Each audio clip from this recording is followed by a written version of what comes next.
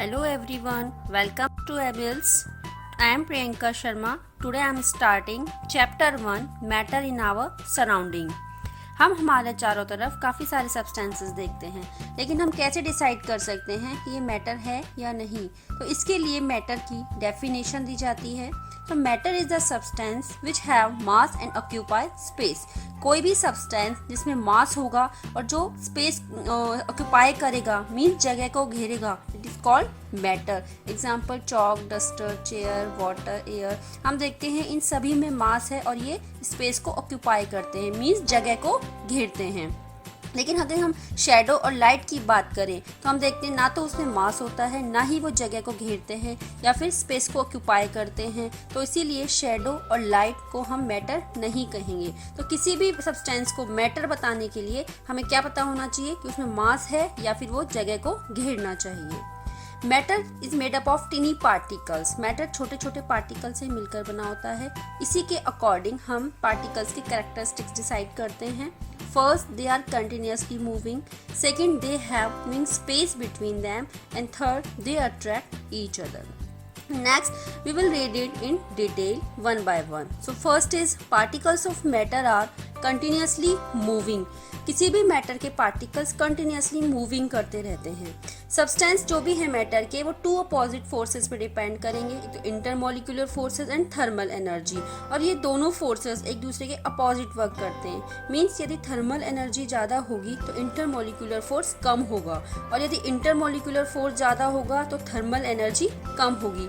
इसी के अकॉर्डिंग जो पार्टिकल्स हैं मैटर के, वो मूव करते हैं। पार्टिकल्स के अंदर काइनेटिक एनर्जी होती है। जैसे ही टेम्परेचर को इंक्रीज किया जाता है, मीन्स थर्मल एनर्जी को बढ़ाया जाता है, इंटरमोलिकुलर फोर्स डिक्रीज हो जाएगा एंड पार्टिकल्स फास्टली मूव करने लग जाएंगे बिकॉज काइनेटिक एनर्जी बढ़ जाएगी। क्योंकि अगर इंटरमोलिकुलर फोर्स डिक्रीज हो रहा है तो मीन्स पार्टिकल्स के बीच में जो अट्रैक्शन फोर्स है वो भी कम हो रहा है और पार्टिकल्स मूव करने लग जाएंगे। जैसे ही टेम्परेचर बढ़ता है पार्टिकल्स में मूविंग फास्ट हो जाती है। इसी के अकॉर्डिंग हम states of matter, solid, liquid and gas में डिफ्रेंशिएट कर सकते हैं। मीन्स सॉलिड के अंदर जो मूवमेंट होगा वो मिनिमम होता है, क्योंकि सॉलिड में force of attraction means intermolecular force बहुत ज़्यादा होता है। तो जो पार्टिकल्स हैं एक दूसरे के बिल्कुल क्लोजली पैक्ड रहते हैं, तो उनके अंदर अगर हम उनको टेम्परेचर बढ़ाते भी हैं तो इजीली मूवमेंट नहीं हो पाता है। अगर हम लिक्विड की बात करें तो मूवमेंट सॉलिड से ज़्यादा होता है एंड गैसेस में मूवमेंट सबसे ज़्यादा मैक्सिमम होगा, क्योंकि उन पर इंटरमोलिकुलर फोर्स जो है बहुत कम लगता है। जो पार्टिकल्स होते हैं वो दूर दूर होते हैं, इसलिए वो उनके अंदर जो थोड़ा सा एनर्जी देते ही, थोड़ी सी उनकी थर्मल एनर्जी इंक्रीज करते ही उनमें मूवमेंट मैक्सिमम हो जाता है।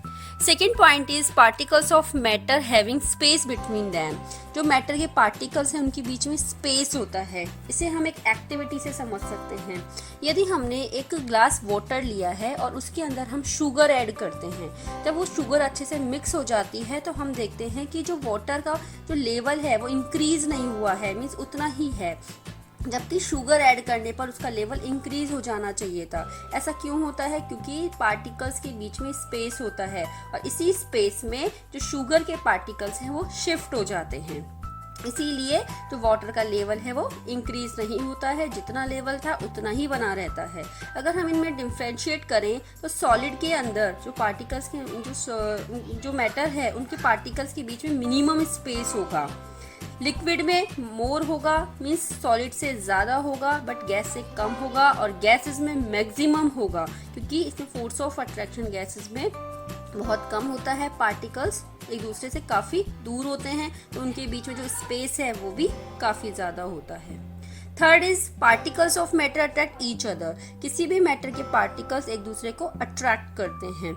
अगर हम इस एक्टिविटी से समझें तो अगर हम टैप ऑन करते हैं तो उसमें से पानी फ्लो करता है, ठीक है, और एक ही डायरेक्शन में पानी फ्लो करता रहता है। लेकिन अगर हम बीच में उसके फिंगर लगा देते हैं तो हम देखते हैं जो पानी के फ्लो की जो डायरेक्शन है वो दो पार्ट में डिवाइड हो जाती है।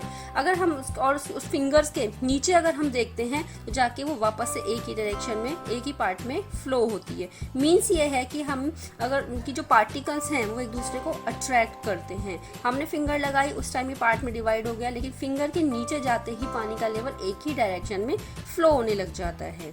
अगर हम इसमें डिफरेंशिएट की बात करें तो सॉलिड में जो अट्रैक्शन होगा वो बहुत ज़्यादा होगा, क्योंकि फोर्स ऑफ अट्रैक्शन इसके अंदर बहुत ज़्यादा है। अगर लिक्विड की बात करें तो इंटरमीडिएट होगा, मींस सॉलिड से कम और गैस से ज़्यादा। एंड गैसेस में बिल्कुल नेग्लिजिबल होगा, गैसेस में जो अट्रैक्शन है बिल्कुल भी नहीं होता है, इसी वजह से जो पार्टिकल्स हैं वो काफ़ी दूर दूर होते हैं। पार्टिकल्स के कैरेक्टरिस्टिक्स के अकॉर्डिंग हम मैटर को 3 स्टेट्स में डिवाइड करते हैं और उनमें डिफ्रेंशिएट करते हैं। First solid, second liquid and third gas. तो इसमें डिफ्रेंशिएट करने के लिए first point is shape. Solid की जो शेप होती है वो हमेशा डेफिनेट शेप होगी, हम अपने अकॉर्डिंग इसको चेंज नहीं कर सकते हैं। अगर हम एग्जांपल देखें तो अगर डस्टर, उसकी शेप जैसी होती है उसी अकॉर्डिंग हार्ड शेप रहती है, हम उसे अपने अकॉर्डिंग चेंज नहीं कर सकते हैं। Liquid no definite shape, liquid की कोई शेप नहीं होती है, जिस भी कंटेनर में डाला जाएगा वो उसी की शेप ले लेगा। गैस, इसमें भी नो डेफिनेट शेप होती है। गैस को चाहे छोटे बर्तन में डालें, चाहे छोटे सिलेंडर में डालें, चाहे बड़े सिलेंडर में डालें, उसकी शेप डेफिनेट नहीं होगी। सेकेंड रिगिड, सॉलिड में जो अट्रैक्शन फोर्स है वो बहुत ज़्यादा होता है, तो जो स्ट्रक्चर बनती है वो क्लोजली पैक्ड बनती है, तो मीन्स रिगिड हो जाती है, हार्ड हो जाती है।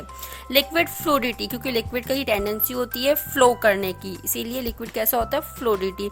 जो फोर्स ऑफ अट्रैक्शन होता है वो थोड़ा कम होता है, तो पार्टिकल्स जो है वो मूव करने लग जाते हैं। गैसेस में फ्लूइडिटी सबसे ज़्यादा होती है, क्योंकि फोर्स ऑफ अट्रैक्शन बिल्कुल भी नहीं होता है, पार्टिकल्स दूर दूर होते हैं और ईजिली पार्टिकल फ्लो कर सकते हैं। जैसे कि हम देखते हैं, हम इंसेंस स्टिक जलाते हैं, मीन्स अगरबत्ती जलाते हैं, तो उसका जो गैस, उसकी जो धुआं निकलती है, उसकी स्मेल पूरे रूम में स्प्रेड हो जाती है, तो मीन्स जो गैस की फ्लूइडिटी की कैपेसिटी है वो सबसे ज़्यादा होती है। लिक्विड में भी आप देखते हैं, अगर पानी बहने लग जाता है या फिर उसके अंदर जैसे हम मिल्क या कुछ भी चीज़ लिक्विड फैल जाता है, तो वो दूर तक स्प्रेड होने लग जाता है, क्योंकि लिक्विड की भी क्या टेंडेंसी है, फ्लूइडिटी की।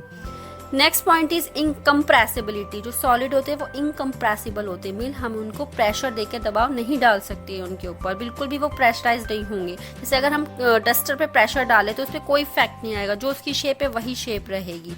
लिक्विड लो कंप्रेसिबल है, मीन्स उसको थोड़ा बहुत कंप्रेस किया जा सकता है, बट गैस हाई कंप्रेसिबल है। जैसे कि हम देखते हैं CNG, LPG, जो कंप्रेस नेचुरल गैस है या फिर लिक्विड है, वो पेट्रोलियम गैस है, अगर हम उसकी बात करें तो वो कंप्रेस्ड गैस का जो करेक्टर है कंप्रेस्ड होने का, हाईली कंप्रेस्ड का, उसी के अकॉर्डिंग को बनाया गया है, और इसीलिए सिलेंडर में हाई प्रेशर डाल करके ही सिलेंडर की गैसेस को भरा जाता है। तो जो करेक्टर है कंप्रेसिबिलिटी, सॉलिड में बिल्कुल भी कंप्रेसिबल नहीं होता है, लिक्विड में लो कंप्रेसिबल है और गैस में हाई कंप्रेसिबिलिटी होती है। यदि हम वॉल्यूम की बात करें तो सॉलिड का जो वॉल्यूम है वो डेफिनेट होता है, क्योंकि फोर्स ऑफ अट्रैक्शन बहुत ज़्यादा है और उसके वॉल्यूम, जो पार्टिकल्स के बीच में बिल्कुल भी स्पेस नहीं होता है, तो वॉल्यूम हमेशा डेफिनेट रहेगा।